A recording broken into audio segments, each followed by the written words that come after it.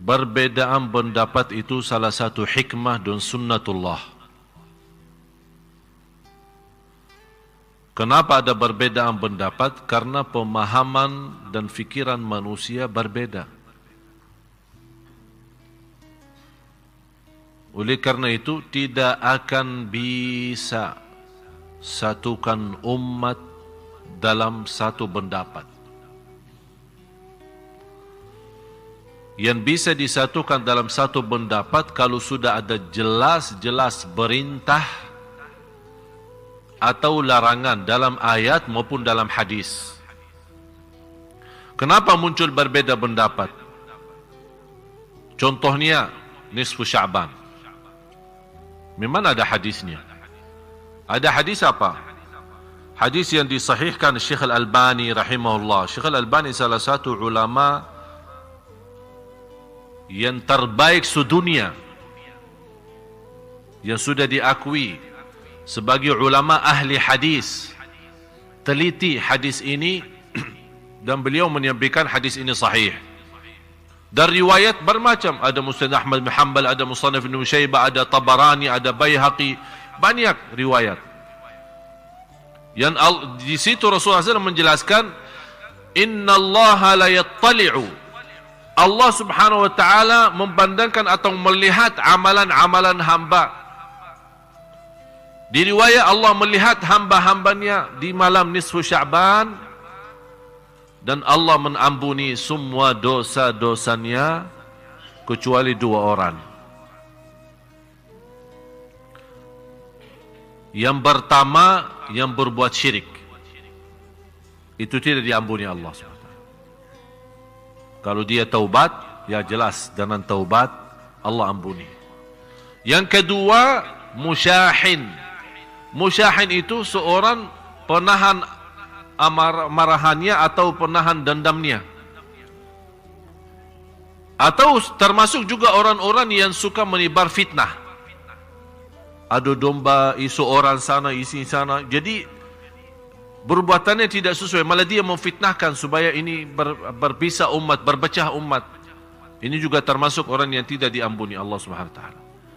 Jadi lewat hadis ini jelas-jelas menyampaikan keutamaan dan kemuliaan malam nisfu Sya'ban. Di situ ini hanya satu-satunya hadis dalam bermacam riwayat. Disitulah muncul perbedaan, karena malam nisfu Sya'ban malam utama atau malam agung. Di situ Allah mengampuni dosa-dosa hambanya. Boleh enggak menghidupkan malam ini dengan salat malam? Ini muncul perbedaan. Kenapa muncul perbedaan? Karena memang tidak ada hadis yang kuat seperti ini yang menjelaskan jagalah salat malam di nisfu Sya'ban. Kalau memang tidak ada hadis yang memerintahkan menghidupkan nisfu Sya'ban dengan salat malam, boleh enggak kita lakukan? Jawab. Kenapa boleh tapi tidak ada perintah? Tidak ada larangan. Kenapa tidak ada larangan?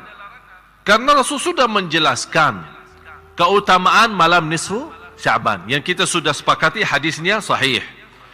Kalau memang ada selebih itu, ini kan kewajiban, ini tugas Rasul. Kalau ada lebih daripada itu yang tidak boleh dilakukan, pasti Rasul tidak akan diam. Bisa Rasul berkata, malam nisfu Sya'ban memang malam agung, diampuni Allah dosa semua hambanya kecuali musyrik dan musyahin. Tapi jangan-jangan lakukan salat malam. Kalau tidak ada jangan-jangan di sini, inilah yang membuat muncul perbedaan pendapat. Karena malam itu adalah malam agung, apakah boleh kita menghidupkan? Ada yang baca Quran, ada yang salawat, ada yang zikir, ada yang salat malam. Yang punya dasar, alasannya Rasul tidak lakukan, silahkan. Anda tidak mau lakukan dengan dasar Rasul tidak lakukan salat malam khusus di malam nisfu Sya'ban, ya silahkan Anda tidak usah salat malam. Ini anda punya dasar kan? Tapi tidak boleh anda mengingkari orang lain salat malam. Karena Rasul sendiri tidak pernah ingkari. Rasul sendiri tidak pernah melarang. Yang mau salat malam silahkan, yang mau tidur, ya silahkan. Kenapa diributkan? Ini masalahnya. Apapun bersoalan yang belum disepakati, ini harus difahami Bapak Ibu ya. Hafal ini kalau bisa, bukan hanya difahami, dihafal. Apapun bersoalan dalam fikih tidak disepakati oleh ulama, ijma'. Faham ijma'? Sepakat. Tak ada satu pun yang keluar dari sepakatan itu. Kalau belum ada sepakatan dari ulama, umat itu masih dalam kebebasan. Yang mau A boleh, yang mau B boleh, yang mau D boleh. Tapi, dan juga harus difahami, tidak akan bisa ada sepakatan antara ulama kalau tidak ada ayat dan hadis yang kuat, yang tidak bisa muncul berbeda tafsiran. Kenapa bisa muncul perbedaan? Ini kan ada Syafi'i, Maliki, Hanafi, kan? Imam Syafi'i muridnya siapa? Imam Maliki. Tapi kenapa dia berbeda sama gurunya? Karena beda pemahaman. Gurunya bawa Quran dan hadis kan? Imam Syafi'i bawa apa? Injil dan Taurat. Sama, Quran dan hadis.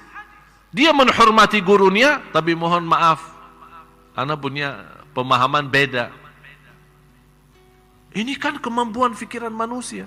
Apalagi dikenal Imam Syafi'i sebagai orang ulama yang cerdas, termasuk dari sisi bahasa. Kalau Imam Malik lebih kuat ilmunya di sisi hadis, kalau Imam Syafi'i lebih kuat di sisi fikih. Ya di situ kelebihan masing-masing. Ini kan karunia Allah. Di situ orang yang punya kelebihan isi di sini, yang isi di sini. Di situ umat baru bisa bersatu. Tapi jangan orang merasa diri, ana yang benar, yang lain salah. Ana dah mau tahu. Ada yang megang tokohnya, katanya, ana dah mau tahu selain qala Allah, qala Rasul. Yang menyampaikan kepada kita qala Allah dan Rasul siapa? Iman kita sudah waktu turunnya wahyu, kita ada di situ. Ada enggak? Kalau kita bilang tidak mau tahu selain qala Allah, qala Rasul, yang membawakan kepada kita qala Allah dan Rasulnya siapa? Ulama kan? Dan Rasul sudah menjelaskan ulama bara waris, ahli waris dari bara Nabi, mewariskan Nabi. Artinya ilmu Nabi, bara Nabi diwarisi oleh ulama. Ulama yang meneruskan.